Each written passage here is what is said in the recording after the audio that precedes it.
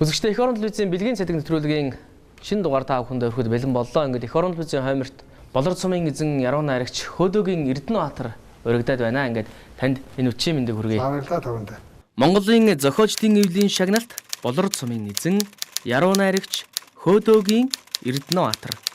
Ховдын цэнгэр хязгаар төрсөн тэрээр Урайнхайн хөх улсынхаа хэлээр Монголын уран зохиол өөрийн мөрөөн тод томруу үлдээж яваа нэгэн юм. Урайнхайн хөх улс шүлгээрээ Монгол улсын төрийн шагналд нэр дэвшиж явсан гэдэг. Нэрт соён гэгээрүүлэгч Дашвалбар агсны гунуу хэмээх оюун ухааны тонголог улгаас ус ууж уран зохиолын цангаагаа тайлсан газрын олон унгнуудын нэг Хөөдөөгийн Эрдэнэбаатар 1994 онд одоогоос 23 жилийн өмнө сарны жим анхны номоо гаргаж хурдан хөлөг болгоон нотолсон гэдэг. 2000 онд ойр даялгуу, 2001 онд номон асганы тэнгэр дор, 2002 онд 13 дугаар сарын шүлгүүд, 2009 онд 100 гарын эзэнт шүлгэс, 2016 онд ис сарны гэрэл зэрэг шүлгийн төвөр зохиолон хэвлүүлжээ. Мөн түүний шүлгүүд Англи, Орос, Хятад, Франц дээр орчуулагдж хэлийн чандад төгссөн байна. Сайхан үлж байна уу? Сайхан таран сайхан үлж байна. За ховд нутгаар сонь сайхан яваа нөлжөө хэр болж байна? За улс орон жоохон цас тамчхан сайхан байна шүү. Хөдөө орон нутагт ажиллаж амьдардаг яруу найрагчдаас цөөнгүй байдаг. Гэтэ яг энэ цаг үед бас ажиллаж амьдарч байгаа эд уран бүтээлийн тойруулж байгаа олон яруу найрагчдын гол төлөөлөл та юм аа. Тэгээд ажил амьдрал тэнд холбоотой байгаад байна уу, тэндээ байгаад байна уу? Нэг бол өөрөө ер нь хөдөө байх сонирхолтой болоод ховдтой орон нутгад байдаг уу? 1994 онд их сургууль төгснөөс хойш очиод би 23 жил болсон байна. Нутагтаа амьдарч байгаа. Олныхаа тунд байна гэдэг бол нэг буруу зүйл биш. Болор цум 2009 наадам бол мэдээж монголчуудын хувьд ялангуяа одоо Ховд аймгийн хны хувьд мартагдчихгүй тийм сайхан болор цум болж өнгөрсөн. 20 дот болор цум та төрүүлсэн тийм ээ? 27. Сайхан шүлгээр төрүүлсэн. Тэр сайхан одоо бас үеийг эргээд урсаач. Монгол Улсын болор цумын тэрүүн шагналыг хүртэлсэн. Тэр хүн бол яг чантай хүн байсан. 20 дугаар зууны ихээр ховдод орж ирэхгүй. Одоо 48 он хүртэл Монголын ард түмэн чинь нөөж явж ил байлаа шүү дээ. Энэ үйл явцад явж ирсэн. Тэгээд тэнтэй давхцуулаад агуулх яасаа төрүүлсэн. 20 дугаар зууны тэрүүн аруудаар зүүн чамтуугийн зөөлөн сэлхэд хаалгаар хамрынхнаас үүдээр хацраан битүүлсэн холих нэгэн хөвгөн алхаж орсон. Царцуу цагийн халуун боолгаар цамцаа гавтал хөлс эндсэн тариачин удамын эсгэлэн цустан тарчхан гэдгүүлээ Монголд ирсэн. Бүргэд шунгасан ханан уулсыг бурхан мэд ширтэ шүншиг тавьсан манжат хэлхүүлсэн өвгөн хотын малын захтан бүр хатгсан гамбар хайрдаг хагсуу гараараа бөмбөр нүдэш тэр ахшиг төвдсөн хэл усны зах зүгтаа төвнийг хэнэггүй монголчууд антаа болгосон гэж Батнслын шүлэг юм уу да ингэж боддог юм би. Нэг их сайхан гэрэл гэгээтэй хүн байх юм бол тэр олон гэрэл гэгээ дагаад олон гэрэл асдаг юм шиг надад санагддээ. Таны багш одоо Учруудын Дашвалбаргаа бол өөрийн гэсэн дэг сургуулийг бий болгож, өөрийн гэсэн өнгө аясыг Монголын утга зохиолд оруулж ирсэн гайхалтай уран бүтээлч хүн. Та бас өнөөдөр багшигаа дурсаач. Тэр хүн гайхалтай. Хамтар Чимбангийн өргөө байхгүй юу? Одоо нэг Солон рестораны талд нь хоёр давхрын байлаа шүү дээ. Тэнд агуулх Учруудын Дашвалбар гунуу урсгал гэж бий болгоод. Бид нар манай уянг манай хулн энэ төр бүгд явж явсан шүү дээ. Манай элзээ төгсөн энэ төр бүгд явсан. Дээрээс нь 20 дугаарт бол тэр агуулх багшийнхаа би зөнхийн бариад архийн зөөж өгсөн хүмүүс нэг шүү дээ. Намайг Урайнхайн улс шүлгээ бичгээ сууж явах багш хэлжлээс. За чи энэ өнгө аясаар яв. Тэгээ баруун Монголын ч тэр өнгө аяс үг хэлэг их зүгээр юм шүү гэж. Ер нь хэл ойлгоол жил тутам ингээд алга болоод байгаа шүү дээ. Шаас сонны хэлээр өнөөдөр сошиал ертөнцийн хэлээр цэвэр болсон гэдгийг болцсон гэж бичээд шүү дээ. Энэ их буруу. Их эвгүй шүү дээ. Яаж шуудсан болсон гэдгийг болцсон гэж те. Чи надтай 5 дугаар сарын 6-нд болцсон гэж юу гэсэн үг юм бэ? Энэ утга зохиолын хэллэгүүдийг өөрчлөх хэрэгтэй. Бид нар зохиолчд, яруу найрагчд, үг тээгчд юм болов гэж бодоод явж байдаг энэ төр санаа байна. Өнгөрсөн жилийн болор цум их сайхан болсон. Та болор цумд бас хайрагдсан. Уулын хотын өглөө гэдэг шүлэг хэлье. Цогцны тулган мэт зөмбөр улсын зүүн сугнаас нь наран цухайж байна.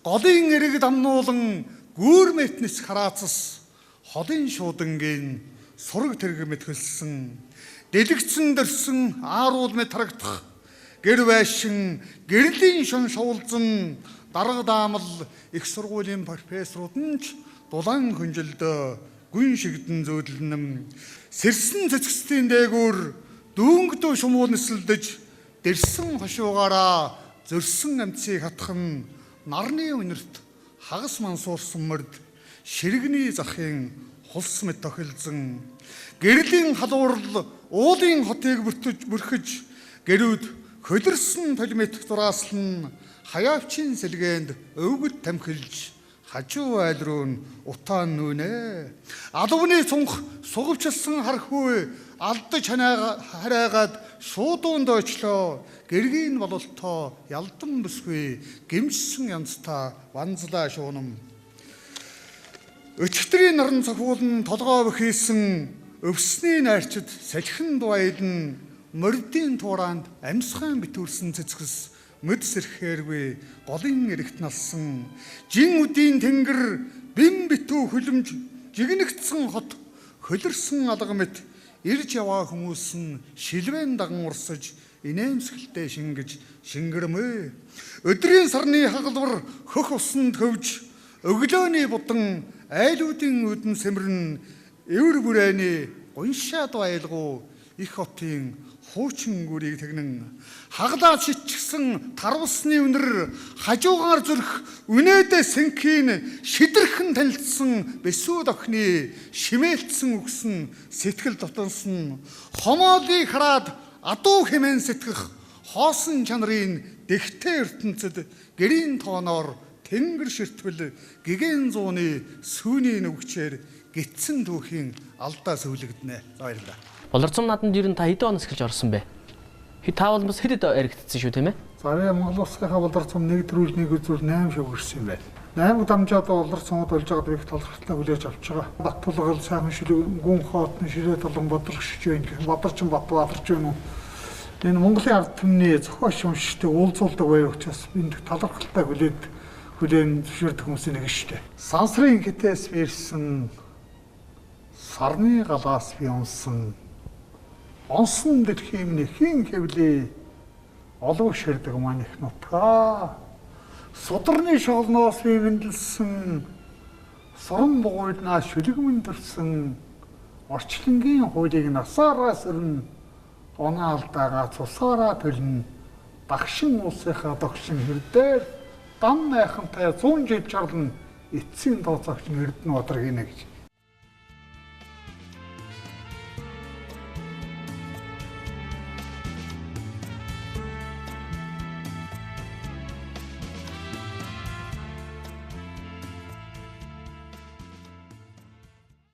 Үзийн захирлаар хийж байгаа лөө. За ажил нь хэрвээ бас саяхан бас нэг том өнгөрсөн онд том олдвор одоо Ховд аймгаас олдсон. Ховд аймгийн үзийн захирал хийж байгаа. Тэгээд өнөөдөр Ховд аймагт бол нэг өнөөгүй том олдворууд олдсон. Тэгээд бид нар гормон судалгаа шинжилгээгээр хэр шинжилгээ өгчихсөн явж байгаа. Тэгээд их баян алтаа чинь баян юм аа. Өөр доорн кептер доорн, ингэр доорн, илгэн доорн олон сайхан дурсамжууд байх. Тэрүүг нь гаргаж ирдэг хүмүүс архилж өгчд. Тэгмчээс одныхаа тэр сайхан юмнуудыг бас ард түмнийхээ хүртэл болох цаг ирнэ гэж найдаж байгаа. Бид тэрнийхээ төлөө ажиллаад явж байгаа. Яруу найраг утга зохиол гэдэг, уран зохиол гэдэг зүйл таны яг юу юм бэ? Өдрөх гэдэг талхвал биш. Талхвал биш. Захаа судалж явдаг 1 кг мах биш. Яруу найраг бол ясны л 100 жил дотор тэр яруу найраг чинь тухай ярих шаардлага гэж боддог биш. Өнөөдөр агуух нацдарж яагаад ирж байна тийм ээ? 1906 төгсөн нь 2016 110 жилийн үеийг хийж байгаа үз. Ингэж яруу найрагч ярьдیں۔ Тэрнээс ч амьдарч байгаа цаг үед нь яруу найрагчийн тухай ярих эмгэлтэй санагдана. Хөвөлчрэн бол гэж байхад тухай өнгөрөхөд тусгал зөрүүлсэн дууны шүлэг. Хөөнтөө дээлтэй зуны сардаа хөлсний чиггүй сариун алтаа хөвөн биднийг холыг зөрөхөд хөлтгөө мартхан холирдог гол минь бухан уулсын гүрээний суд шиг бурхны амбаа хөвөлчрэн голоо залуу ахтны тэнхээ эсэрж задган амьсгалаа цээжийн тэлдэг цомбон турааны хат үзүүлж хэтийн галаар чулуужсэн цэсэн уусын гөрмөл гэдэг шиг цасан зүлгтэй хөхүүлчгийн гол. Их орон телевизийн бэлгийн цэцэг нэвтрүүлэгт оролцож байгаа бүх одоо эрхэм сайхан уран бүтээлчд маань одоо өөрийнхөө уран бүтээлээс шүлгийн дээжсэнд бичдэг юм аа. Ингээд хожим энэ бас ном болж гарах юм. Бүх сайхан хүмүүсээрээ одоо өөрийнх нь ориг гар бичмлийг бас бичүүлдэг байгаа танденц. Одоо холоос олддгоо ховд нутгаас алсын хязгаараас баруун Монгол алтайгаас ирж сүлдэлтмэн оролцож байгаа таних баярлалаа. Тэгээд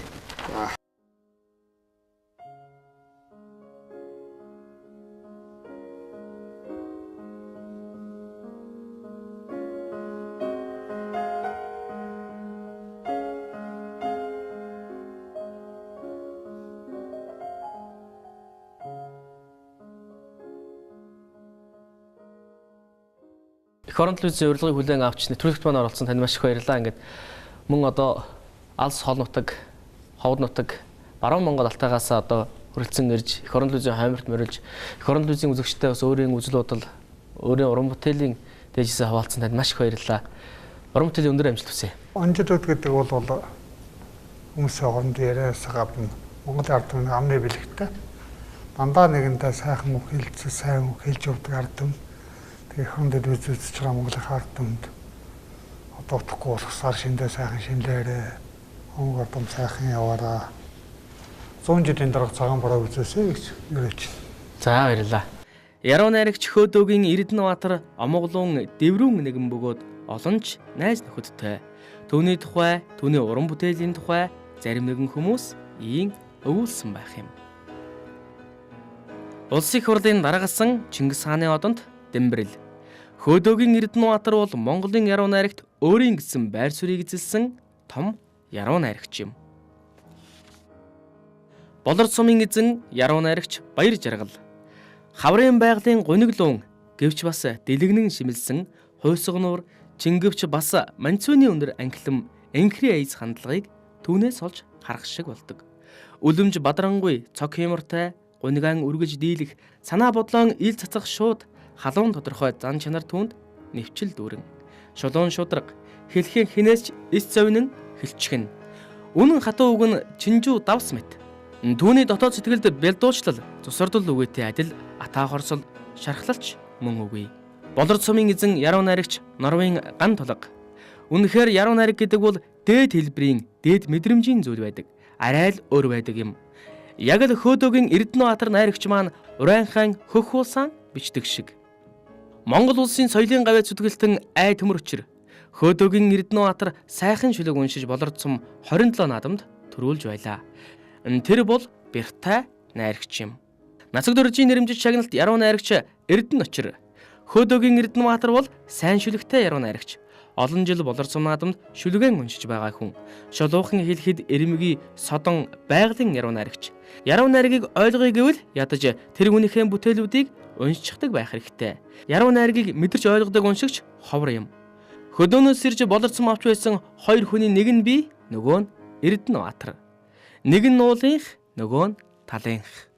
Уран зохиол судлаач, шүүмжлэгч Батсуур.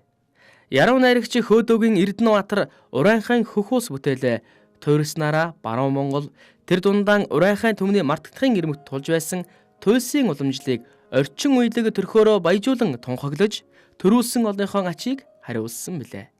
Эдүүгээ газартай гацалдаж тэнгэртээ тэрсэлж төрсөн Хөөдөөгийн Эрдэнэбаатарын шүлгүүд орчин цагийн урайхан туйлсыг орлох болов.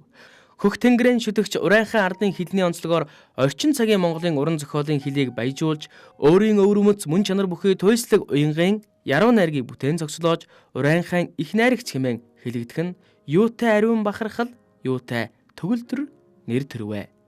Монгол найрагчид уулсан их битсэн харин Хөөдөөгийн Эрдэнэбаатар шиг битсэн нь хэд бол. Цаг мөнхийн уулас цасм сөөр дүүрэн цалига залуу насанд халига шүлгэн бичнэм асар тэнгэрийн амраг урайхан хөхүүлнаас архлаатай юм шиг мөнхийн манан холдохгүй айдас гэрэлтэх үз шин цагаар ширтгэхэд аяа мянган одны гэрэл адил тунгалаг сүмбэр өөдөшгүй ирэхээр өнүдан ноёлог сүмдэрлэж умрын уулас мөргөлчин адил араас нь хошуурна. Үүлэн голмоч бүрийд бэлэр нь хүн өнгөрч үлэмжийн ариун тэнгэрийн зайд оршин хүмүүлэг гişүүнээ соёлоод хөрсний чийг үнэрдэхэд хөндүүр зүрхний огт ижи авал бодогдно. Удган голын усныг цасны шимээр сэлбэн урайнхан хөх уулас өөдөшгүй сүндэрлэн асахны нарны наагур тунгалаг бороо шивэрхэн аятайхан охин гизгэн сүлжин зогсох мэт зэлүүд хөх уулсын тэнгэрийн нүдмэт сайранд зогдрон дугтчих тогрууд дорны нарнаас ирэхэд зүүн хоотын шилэнд эртэж унсан шүүдэр зүрхэн тус газар хүн өнөг үүсгэн чимэг сайт үлрэлийн алтан нар мандахад чиг зүвийн салхин бүлээн айс их шигэлүүлэн үдийн нарны сэмэрх зэрэглээ нимгэн мусган тэгэлэн үдшин зүрх хүлээхүй шилэн шуургаар цагирхтан урайнхан хөх уулс гэрлээрээ давлгаалж умрын салхиар хавар тэнүүлчлэн тэрсэд мөнхийн гэрж хидэх шууланд тэрлэг гандам зуны сарууд ирэхгүй зэрвснүүдийг зүүдний мантай хүрдэх зэрэглээ тэнд хайлгуул чадахгүй амьтны үрийг сэтгэлийн амрагаас илүү өмүүлэх адгэрлийн хувилгаан урайнхан хөх уулс минь товч арших чимээнээр жингэнэх дуу түгж товцог хадны шилээс хан тагнэснэ урайнхан хөх уулс минь